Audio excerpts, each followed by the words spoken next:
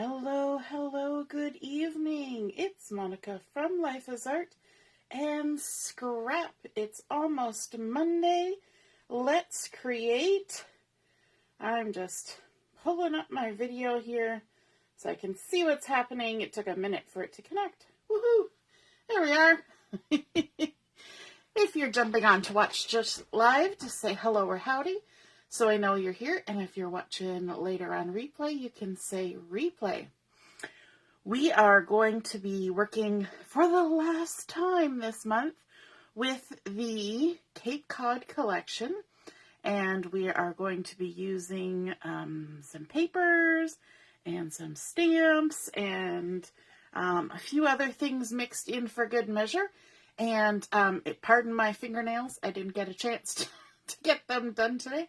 I don't know where my brain was today, but yeah, they look a little odd.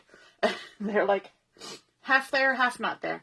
Good evening, Ellie. Nice to see you're watching. We are going to start out with a piece of white daisy cardstock.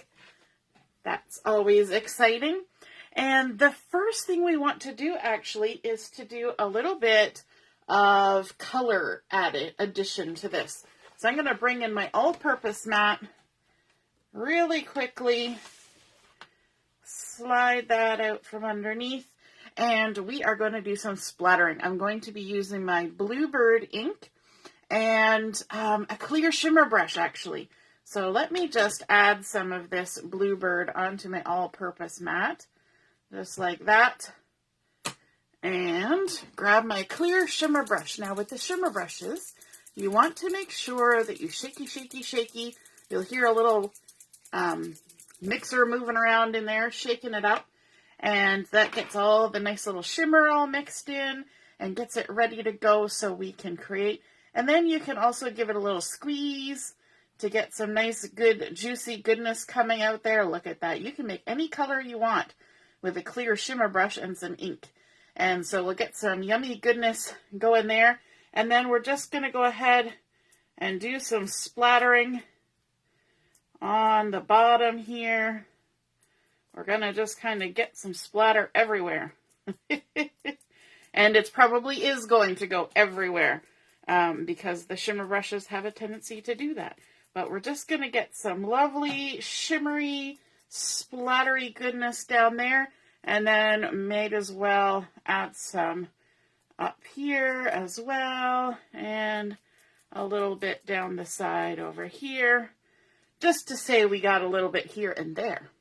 Okay, now to clean off your shimmer brush so that it's ready to go clear for the next time, you're just going to take a tissue and wipe off the blue color, give it a bit of a squeeze to get some more of that shimmer liquid coming down, and just keep wiping until you see it go clear. So you can see there now I'm just getting clear shimmer, and that means that my brush is clean and ready to go. We can wipe up this extra specially goodness that's going to get all over my fingers. Somewhere I have my stamp sham. Let me grab that. That's the most effective way. Let me pick this up. And we'll give this a wipe off. I have been doing a lot of stuff lately, so my poor all-purpose mat hasn't been getting the runaround. There we go. Good evening, Heather. Nice to see you're watching. And Carol's here too. Hello, hello. And my mom. And so when you're storing your shimmer brushes, make sure you got your cap on good, and you want to store it with the brush tip up when you're putting it away. So in some kind of container or holder that will keep that brush tip up, and that will keep it fresh and ready to go, because inside your shimmer brush there's like a little chamber, and that chamber gets filled up and feeds the end, but then you need all of that to drain back down into the outer chamber, and that way when you mix it next time, the shimmer will get mixed in, and when you dump it upside down, you'll get the nice shimmer mixing in with the color. If you don't do that, then it doesn't mix properly. So now, hopefully you can see in the lights the gorgeous shimmery goodness that you get when you splatter with your shimmer brush. Now, I'm going to move this aside, give it a chance to dry, and I want to do a little bit of pattern creation.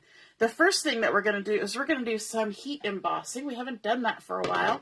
I've got my anti-static pouch here. We're just going to give a once over to this piece of Bluebird cardstock, which is one of the colors that's in the Cape Cod collection. My anti-static pouch is getting very thin and it needs to be replaced. So what I'm going to do is I've got from the stamp set, the Cape Cod Scrapbooking stamp set, wherever I put it. Here we go. From here, I have the cute little anchor right here, this tiny little anchor. And we're going to use that along with some White Daisy ink. Now, our White Daisy ink is a pigment ink, so you can do heat embossing. It'll stay tacky long enough to get your embossing powder on there. This is the only one of our inks that does that, is the White Daisy. It also is good because as you're stamping, you will be able to see where you stamped, which is nice when you're kind of doing random stamping. I'm going to be using my white embossing powder, so I've got that ready, and I've got my heat tool ready as well. Now this piece of Bluebird has been cut to 4 inches by 10 inches. And I'm going to have to, you know what, I should probably use a smaller stamp block. I was going to say, I'm going to have to be careful that I don't get White Daisy everywhere. But you know, if I used a smaller stamp block, that might help. Hey Marilyn, nice to see you're watching. So I'm going to ink it up in the White Daisy. I'm always a bit paranoid, even using small stamp blocks, that I'm going to get ink all over the place. And because we're doing random stamping, we're going to go off the edge. Now there is a piece of pattern paper in this collection that has anchors random all over it. And that's awesome, except for I don't have it anymore because I've used it all. And so that's why we're creating our own randomly stamped pattern. Okay, I'm going to pause there, add some embossing powder. I don't want to wait too long before I get it on there. So we're just going to sprinkle it on. Woo, big gob. There was something in there that was in a big gob. It must be the humidity. And there we go, looking good. Now we can take this and carefully funnel it back into our jar using our paper like a little paper funnel. There we go. I'm going to set that aside, and I'm going to keep on stamping before I heat emboss. I'm just going to do it all. Just going to do it all. And you know what? Some of these are looking kind of crazy. Some are closer, some are farther, but a lot of these are actually going to be hidden. So it doesn't really matter how strange it looks. It'll all be fine. Trust me, it'll be fine. Okay, I think that's good. I'm going to set that aside. We're going to add our embossing powder on those last few anchors that we have stamped. Just like that. Give it a little tap. And that little tap should get rid of any excess because we used our anti-static pouch. However, I see up here, I probably had my finger on it, there is a little clump of embossing powder. So I'm just going to brush it off. It's as easy as that. And then we can go ahead and funnel this back in to the jar, ready to use next time. Okay. Ellie says she has a parchment ink pad that is also a pigment ink. Yes, we actually had a bunch more that were that way, but currently White Daisy is the only one. And so I'm going to use my heat tool to heat set this embossing powder. And to do that, I like to keep my paper up off my work surface. And I'm using my heat tool, and I'm not shaking my heat tool around. It doesn't need it. Just needs to sit and slowly warm everything up. Lifting it up off of your work surface protects your work surface from the heat. And it also allows the heat to kind of swirl around the paper, which will actually make it emboss faster. And then you're going to see the embossing powder change from dry and dull to shiny, which is always fun to see. And once it gets going, it really does go pretty quick. There we go. They're all changing. Now, this particular stamp set has, as you know, because we've talked about it, some shaded areas. So all of the stamps, when you look at, or this, this anchor stamp, when you look at it, you're going to go, oh, that wasn't very good coverage. However, that's the way it was designed. It's meant to look like it's got some shaded bits. And so when you heat emboss, you're going to see that as well. So don't worry. It's all good. It's all good. It's doing what it's supposed to do. The one that's really noticeable are the seahorse and the crab and the seaweed. I couldn't think of the words. The seahorse, the crab, and the seaweed. You can really see the cool shading on those ones. So we're just working our way around, and if you tip your heat tool so that it's kind of blowing across the page a little bit, that kind of spreads the heat across the page. So sometimes they'll be right ready to change as soon as you get to them because they've already had some heat working at them. So we'll just work our way. That one's already done. Last one. There we go. And I'm going to put this down. It's all nice and hot now, so I got to be careful where I put it. So now if I hold this up in the light, you should see that now we've got some shiny white anchors going on. Yes, the old style ink pads. We have a lot of pigment ones before. Used to be able to get all the colors in pigment ink. Hey Robin, how's it going? So there, we have done one pattern, and I've got embossing powder everywhere. I did that well. And then I want to do another pattern, and this time on the, let me see, Periwinkle cardstock. Forgot the name of the color. And for this, I'm going to use the big seahorse. And I'm just going to do some stamping, some tone-on-tone stamping with the seahorse. Let me just grab, let me see, nope. I thought I had my better one close at hand, but I don't. So I'm just going to flip this one over. We're going to use the back side of this because this nice foamy goodness is the best thing for stamping on. And I've got my Periwinkle ink. So we're doing tone-on-tone. I've got the little seahorse loaded up here.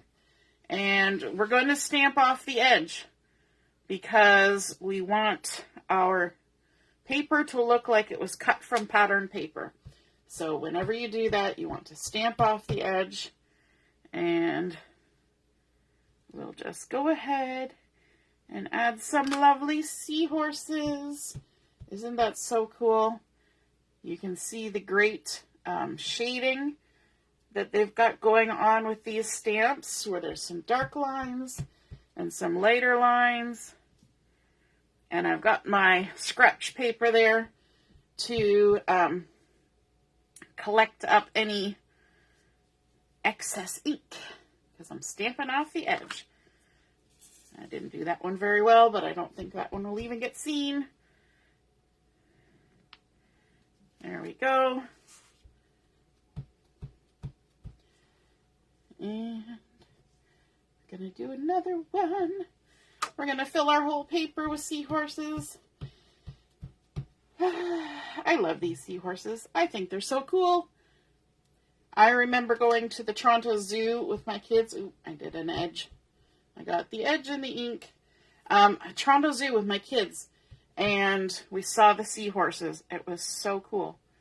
I don't know. Jellyfish and seahorses always seem to be really interesting critters.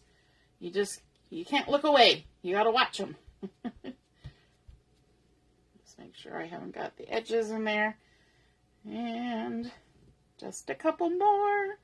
Creating our own fun pattern. Oh, nope, that was the other ink. I thought, oh no, I got the edge in there again, but I didn't. It was the edge that was already in there. That's good. It's all right. Get the little snoot of our little seahorse. I think that's one of the cutest parts. snoot and the taily bit. The little curly Q and the little pointy snoot. There we go.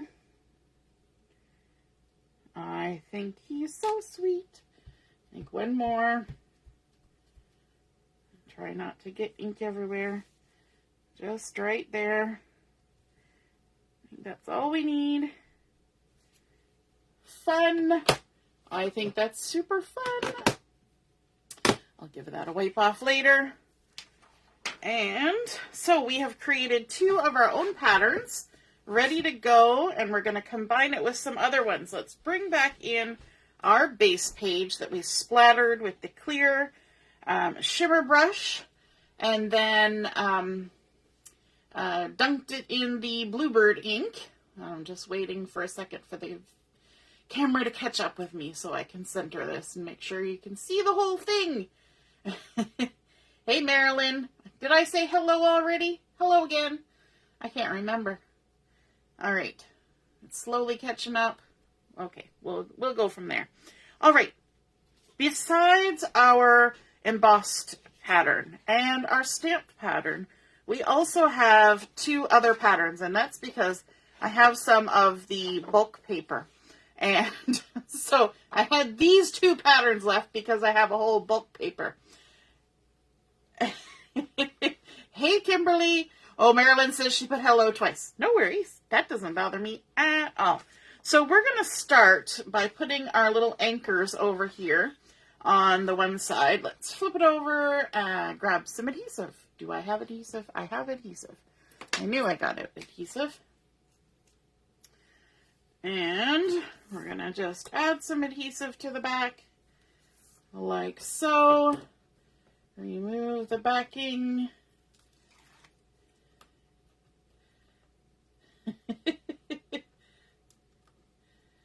Marilyn's a twofer. That's okay. We like to say hello a lot. Saying hello is better than saying goodbye. I'm going to line this up about 1/2 inch from the bottom and about 1/4 inch in from the edge. Just like that.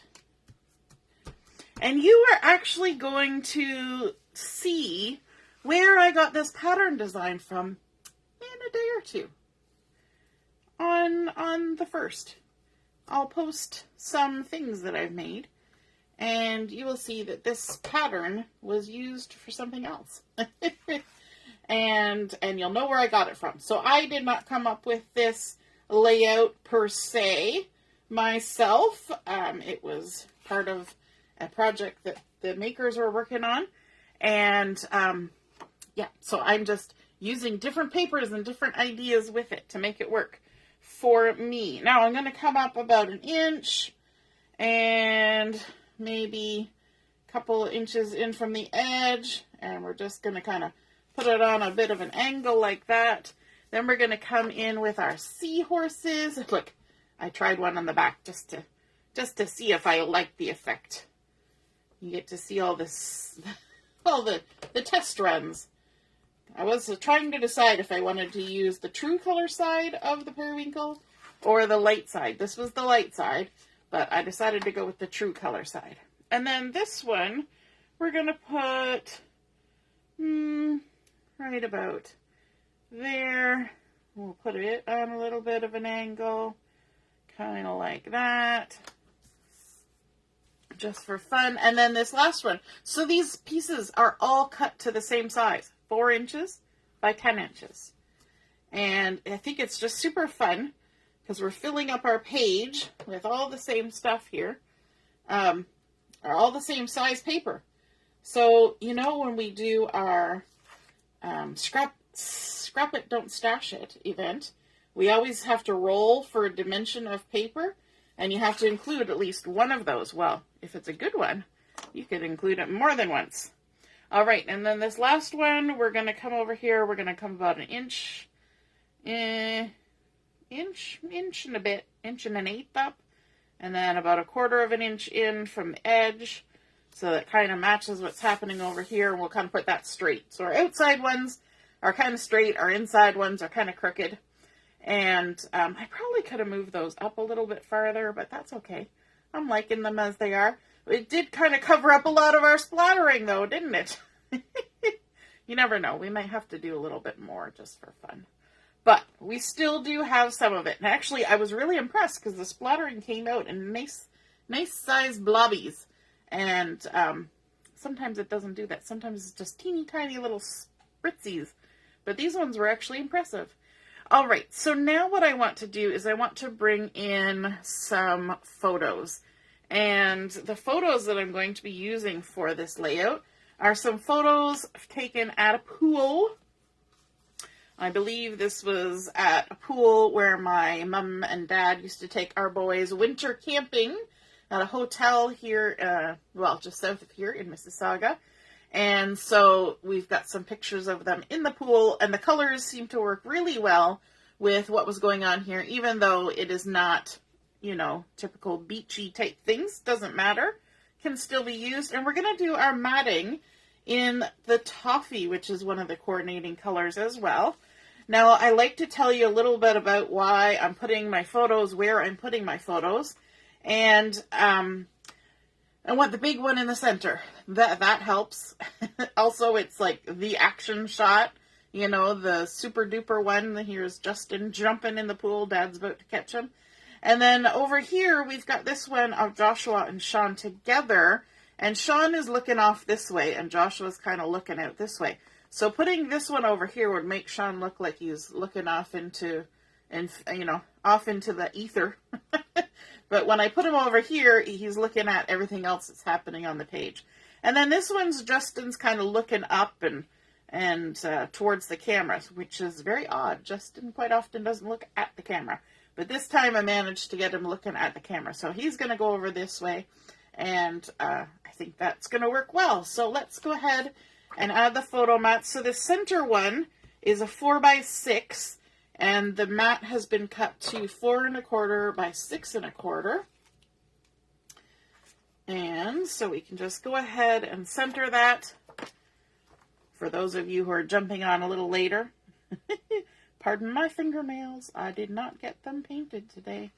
It was on my list to do things, and I didn't do it. So some of them have been taken off, and some of them are still on, and yeah, you know.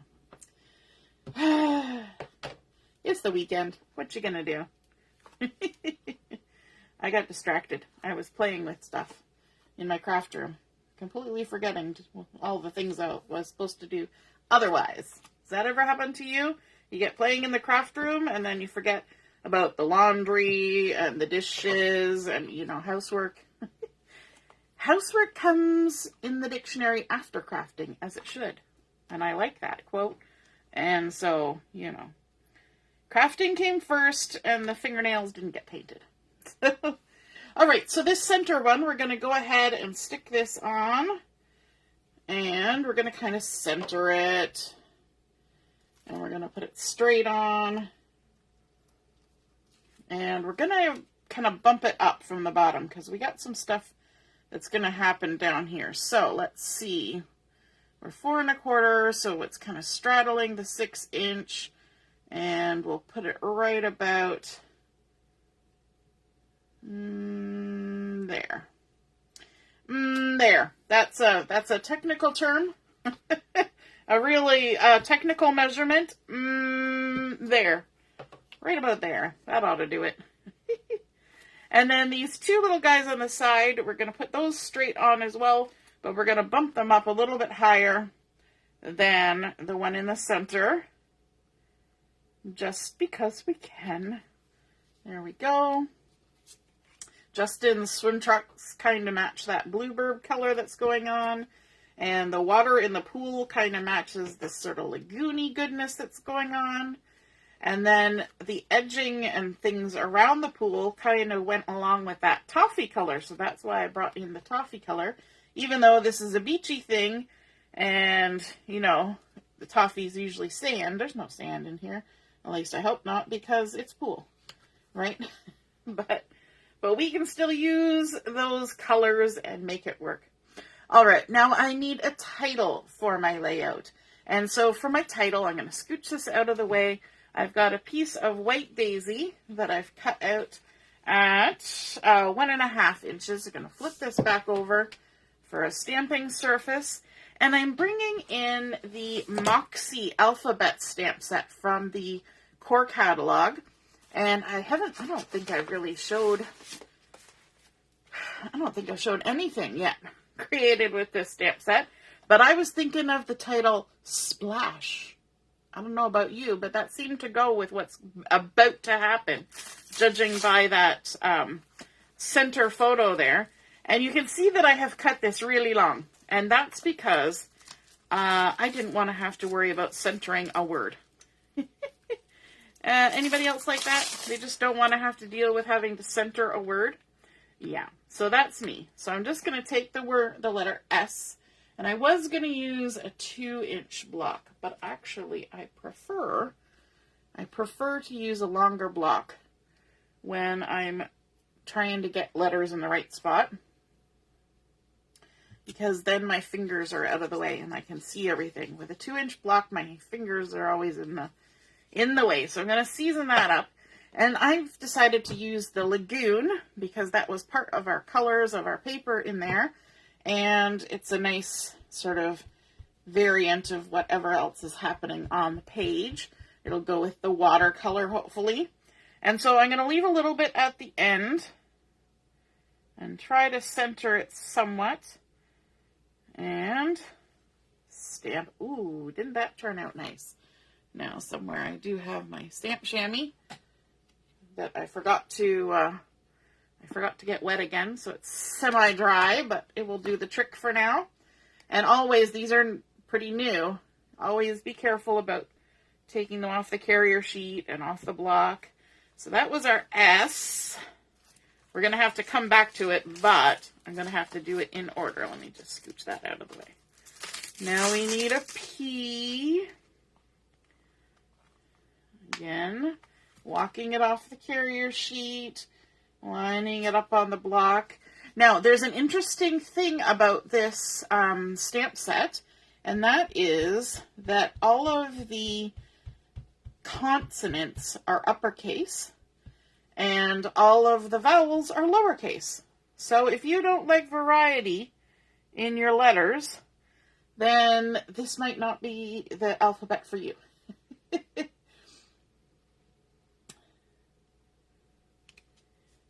Yes, Robin, those are cute photos.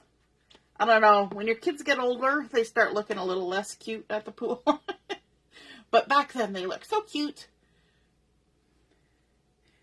All right, now we need our L.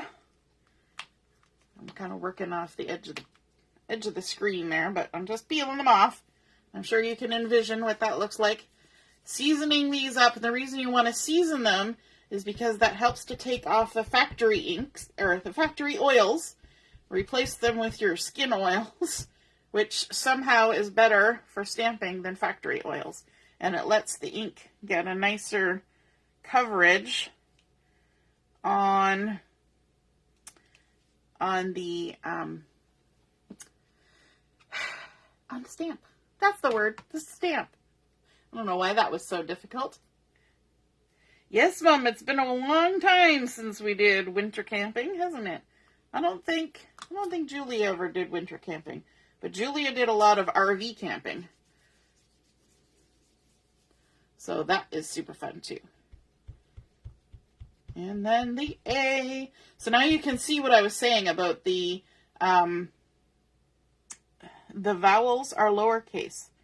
And sadly, there's only one of them in this word, so it's going to be the one letter that's different. Most words would have, you know, maybe a few, but it's kind of fun. It gives it a little bit of character. Now we need to go back to that S. I have to make sure I'm spelling it right. That's always my fear when I'm stamping out words, that, especially when I'm talking and stamping, my fear is that I will forget how to spell something, even though I'm a good speller. Does anybody else have that fear as they're stamping? At least the way we're doing it this way, where we're stamping it on a separate thing, if there really is a big problem, we just start again, right? Whereas if you're stamping direct to your layout, whew, that can be a little bit nerve-wracking sometimes, can't it? All right. So there. And this stamp set is a double. So there's 2 whole carrier sheets. That's why you see me flipping it back and forth to get to all the letters. And we're just going to peel that H off there. Splash! And not only is there that, but we also have an exclamation mark. So I think I'm going to use the exclamation mark too. Now, if I was trying to center a word and I had already, you know, cut out the shape that I had to stick it on, I would have a tendency to start in the center. So in this one, it would be the A. I would have started with the A and then worked this way and then this way. But it's so much easier if you just start it with a strip and trim it off later. Then you don't have to worry about it. Okay, let's grab the exclamation point. Splash. We're making a splash. Does anybody else do this? Use a stamp that's bigger than you need, or a block that's bigger, so that you can see around your hands. It's a technique that I use all the time, because I just know me and my big, you know, my big hands. They get in the way a little bit. And you can also use a really long one and line up all of your stamps all at once, and then just do one big stamp. But, you know, one at a time works too. Okay, we're all done with that. Let's scooch that off to the side. We're going to flip it over, and then we're going to have to play with where it is to make sure everything's on the screen. I should really make some marks on my desk. Put a little piece of washi tape before I start a video to remind me of where my Versamat should sit when I plan on flipping it up back and forth all the time. All right, so now we have our title, Splash. And it's going to go down here, so I want to just trim off my ends a little bit and leave a little bit of room so that I can do a little dovetail. There we go. And just try to make them about even. That first one was really crooked. Anybody else eyeball straight lines? Only crazy people like me. There we go. And then let's give a little dovetail, snip straight in the center. And then from the corner to the top of the snip, corner to the top of the snip. And then come to this end and do the same thing. Little snip, corner to the top, and corner to the top. Splash! We're about to create a splash. My kids used to like trying to do the belly flops too, right? To make a really good splash. Okay, so I think we're going to pop this up with some foam tape. Let me just grab that. I got some over here. And let's add that on there. You know, whoo, that one's jumping. Jumping ship. There we go. Maybe one more. Like so. And make sure it's stuck. Sticky stuck.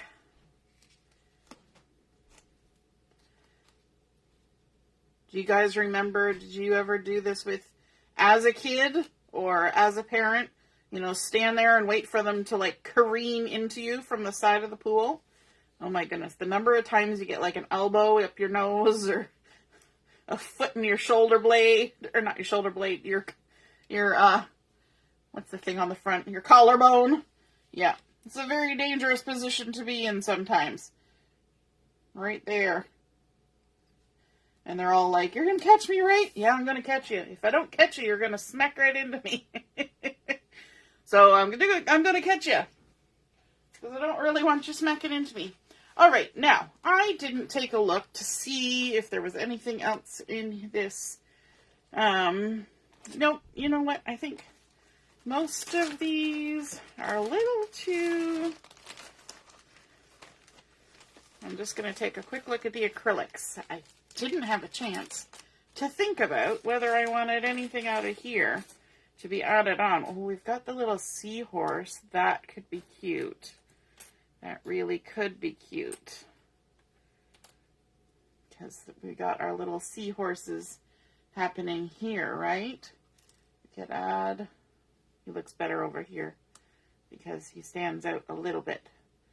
A little seahorse, maybe even just kind of, well, he has to kind of sit. Well, I could try and glue dot him on the end there, but I think we'll have to just tuck him there like that. And then let's see, we could add a little starfish. Why not? We sure could. And maybe a sand dollar. It really disappears on that Bluebird, doesn't it? It just kind of dissolves into it. Disappears. There we go. We can certainly give those a go. And I gotta grab my glue dots for this. My little tiny glue dots. We're getting low on little tiny glue dots. We've had so much fun with these little acrylic shapes. Oops. Let's get a glue dot. Why are the glue dots not coming? There we go. Got one that time. There we go.